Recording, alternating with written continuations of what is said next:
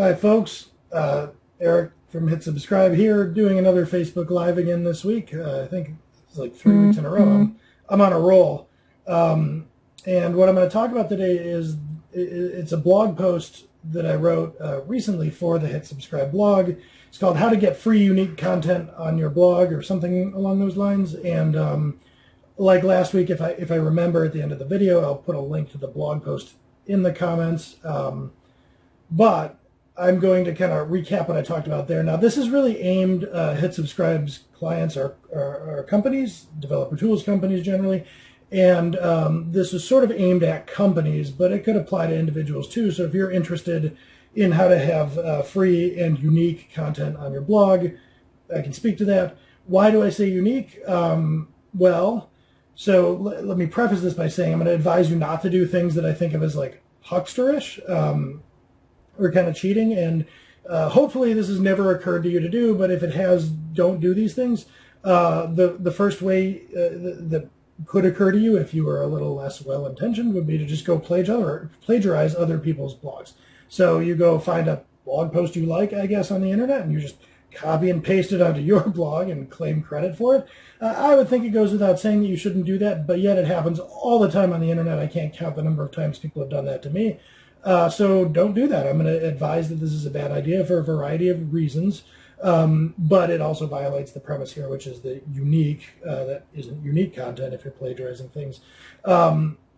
Generally speaking, also stay away from things. If you were to go Google like how to get free content for your blog, you'll see stuff that's like, oh, don't plagiarize it, just take this and put it through our service that like slightly changes the wording, and then it's not technically plagiarized.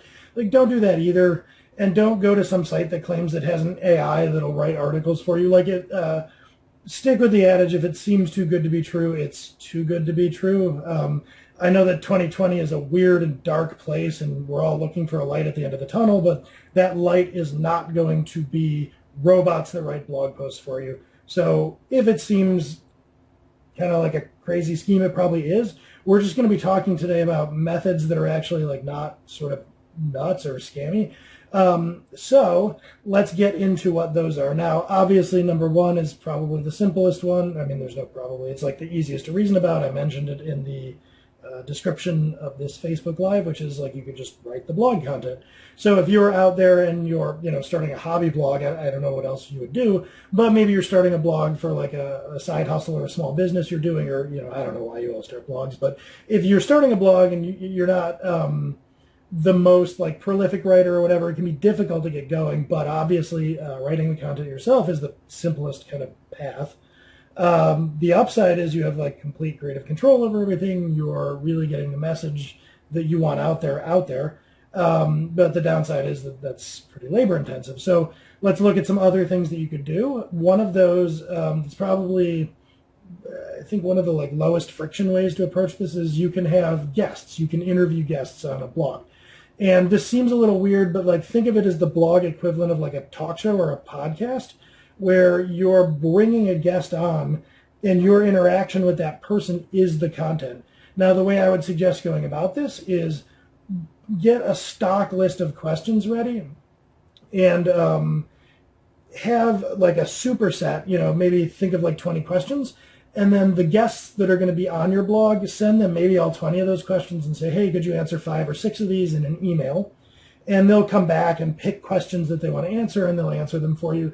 And then because you've got that larger list of questions that they can draw from, you're going to have some variety. It's not just going to be people answering exactly the same questions all the time. It's a good way to do it, in my opinion. And this is a great way to get content for your blog without too much effort. So like, it's really only the effort of coming up with that list of questions up front and then corresponding with people and finding guests.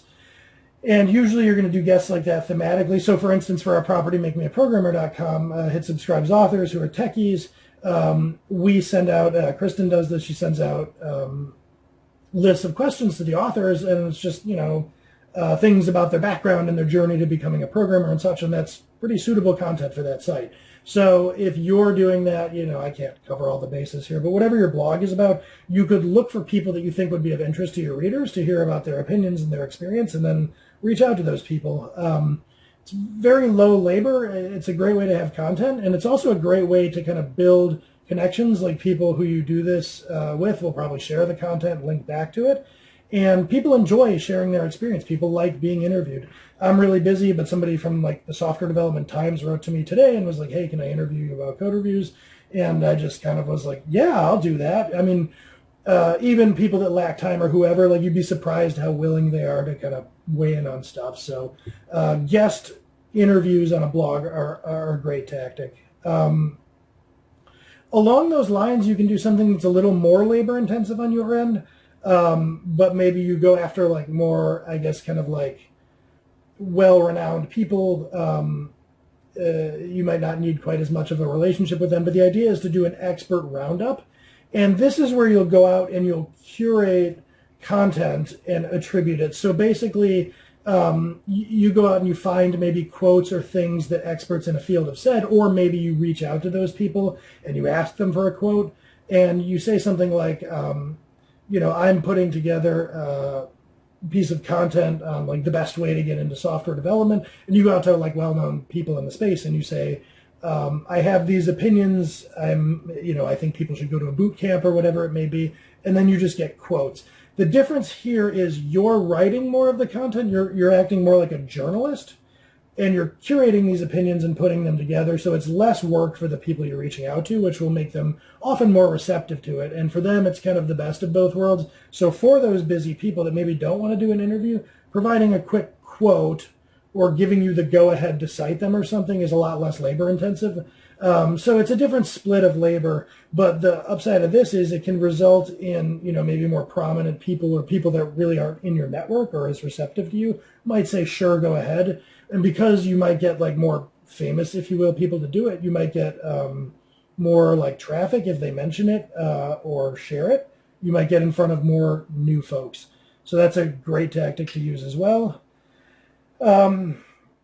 Another thing, I'm kind of scrolling through here to remind myself of the order I covered these in the blog post, so bear with me.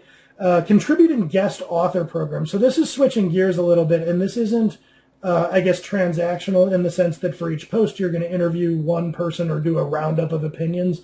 This is basically you put a Write For Us page on your blog, and you look to get other people to contribute to your blog.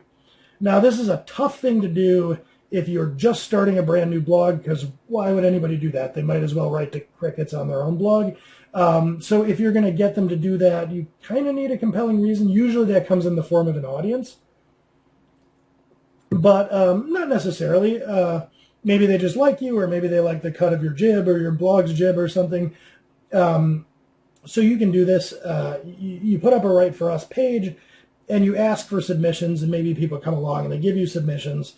And then this is somewhat labor intensive compared to, well, I guess nothing. Like you have to kind of edit the piece if you are worried about, their voice or like grammar or what have you, because you can get some pretty variable content back. Like some people will come along and submit a beautiful chef's kiss polished post, and then others, it'll be a little stilted or choppy, or maybe they'll have like weird things in there that you don't want to see on your blog. So anyway, there is an editorial component to that, and then you have to kind of manage the communication with them, but still a lot less effort than like writing the blog post yourself.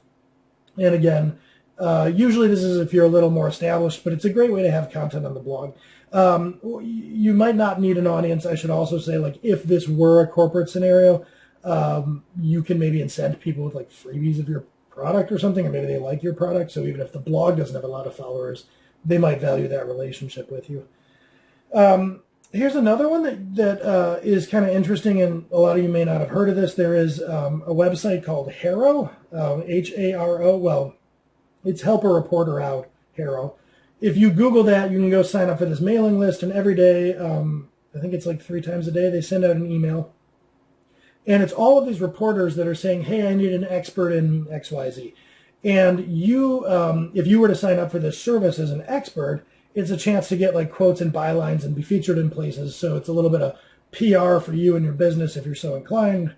But of interest to us more in the free content sense, you would turn around and cast yourself as a journalist and go on to Help a Reporter Out and say, hey, I'm writing content about, whatever it is we're doing, I guess in the thematic thread of this, getting into programming. So you'd say, hey, I'm looking for anybody who's a programmer and has experience kind of doing a career transition into programming. And you'd maybe ask a series of questions, ask them to supply quotes. So in a sense, it's kind of like an expert roundup, but it's a very specific kind that's curated through this journalistic kind of website. So that can be another great way that kind of cuts some of the outreach friction out of it. It's pretty passive, so you would just submit your requirements and then wait for the responses to come back. Let's see. Next up would be content marketer guest posts. Now, if you're watching this and you're not familiar with this world, you're probably wondering what on earth I mean by that. But basically, if you have a site and your site gets some traffic, whether it's organic traffic that's coming in through search engines or maybe you have a following, as soon as you develop an audience, as soon as you are able to command eyeballs, there are people that want to pay you to get in front of your audience. It's a very classic thing. We all experience this in the form of like television or maybe these days like influencers, YouTube or Instagram or whatever. Get enough attention and somebody wants to monetize your attention and pay you to do it and send those folks a message. This is a flavor of that. So if you have a bunch of, if you have an audience, you will get people who reach out to you. I get these all the time saying, hey, can I write a guest post on your site? There are a few reasons they want to do this. The simplest, first and foremost, is that they want their name or their brand or whatever in front of your audience. So if you publish their content, they're going to be ideally not like just writing a commercial for whatever. Like they should be trying to do something that's interesting to your audience, but they'll probably have some subtle backlinks or plugs for themselves in the blog post, like meaning they'll link back to their site with a hyperlink that they put in the blog post they write. That's one reason. Another one is just kind of for that backlink. So links in the world of SEO and organic traffic are kind of like gold. Everybody's trying to get links to their site. So they might actually want to submit an article to your site just so that in the byline that gets published on your site of them, there's a link back to their site. So there's a few different reasons to do this. But if you open up your blog and you say, hey, I take on guest posts, this is a little bit different than the contributing author program. The content marketers that are going to come have commercial intent. They're not just trying to get their name out there or have fun writing. They have a reason for doing it, but it can be a good source of content, these types of guest articles, because they're free, and these people will, on average, tend to be decent writers. They don't usually deploy awful writers to do this, although you get into my inbox sometimes and it's a weird place. You will see some, anyway. But usually they're going to be better than average writers. So accepting guest posts from content marketers is a good strategy. It's probably only going to be relevant to you once you have a decent sized following. Another thing that probably doesn't occur to people right out of the gate is to repurpose other media. So if you, let's say, have a YouTube channel, or you've been, I don't know, sending a lot of emails or arguing with people about politics on Facebook or whatever, if you have been creating content in some other place or some other venue, especially if it's in a different medium, that can make it a lot easier to generate content for your blog. So case in point, what I'm doing here, I am recording a Facebook Live where I'm talking about a blog post I just wrote. So it isn't the simplest thing in the world to repurpose. It's not effort-free, but it's a whole lot easier for me to talk about something I've already outlined and run through and presented just in a different medium. So if you have been creating content, particularly in some other kind of medium, that's a great way to sort of dust that off and say, could I write a blog post about this? If you'd done a video how-to, or if you've been on a podcast, or I don't know what. But take whatever you said, whatever you were presenting there, and think about laying it out in the form of a blog post. So that's another pretty good tactic. And then finally, the last one I got here, I started to jump the gun a little in that last point and alluded to it. But dust off old content that maybe could be repurposed in this venue. So this is a little different than other media, which is video or audio or whatever. But what I was talking about, if you've been arguing about politics on Facebook, you can maybe take this particular rant you got into it with, Bill from your friends. I don't know. Not a big argue about politics on Facebook, but do you? But you take that, if you wrote a lengthy thing and say all right, instead of creating content that's anger fuel on this other platform, why don't I write a blog post, where I can do something with this content wholesale on my own? As an aside, I'm a big advocate of not getting into like comment arguments and stuff. Like, create your own content in your own place, link to it, use that for something useful. So anyway, but if you have that out there, if you've been doing that, or if you've been sending emails to help, somebody in your family set up something that would be relevant to your audience, that's a great starter. Like, you have a few hundred words or whatever written already. Take that, put it in your draft, and then start to like tease it out and structure it to be a proper blog post. So it can be like, maybe you've written like how-to guides, depending on the nature of the work you do. If you've written any kind of documentation, or you've written up a summary of something you've done, maybe you've made a PowerPoint, I don't know. But think through, like, where are all the places you create content, and look for like kind of undercover pieces of content. Like, anywhere that you're generating words with some kind of purpose, you might be able to repurpose and reuse that on your blog. So that's the last free venue that I guess I'll offer. And let me close by saying that if your blog has a commercial interest, like if you're a founder, side hustle, or maybe a full-time business, you've just gone off on your own, free content is probably what you're going to do in the beginning. It certainly is what I did. Still do it. Like, I'm still writing for Hit Subscribe's blog instead of paying other people to do it. But that should be temporary. Actually, I guess we theoretically do pay people. Anyway, all that aside, free is temporary. So the amount of work that goes into creating blog content is non-trivial.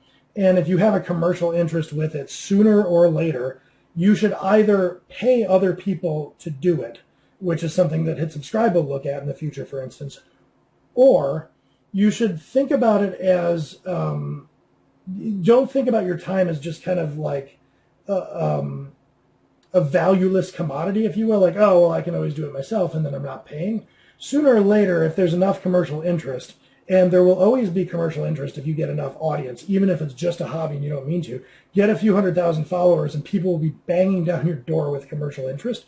So you should eventually start to reason about the time you invest in the blog as something that in and of itself is valuable. So you should be thinking of, as this thing grows, as there is interest in it, I either need to be kind of setting aside blocks of time to contribute to it and realizing that that's really commercially valuable, or I should pay other people to do it, one or the other. So my point is, with all of this, these kind of tactics that I've mentioned, leverage them heavily in the beginning, maybe still continue to use them, but understand that sooner or later you're either going to run out of steam and get bored with your blog, or that it's going to become a viable kind of commercial enterprise.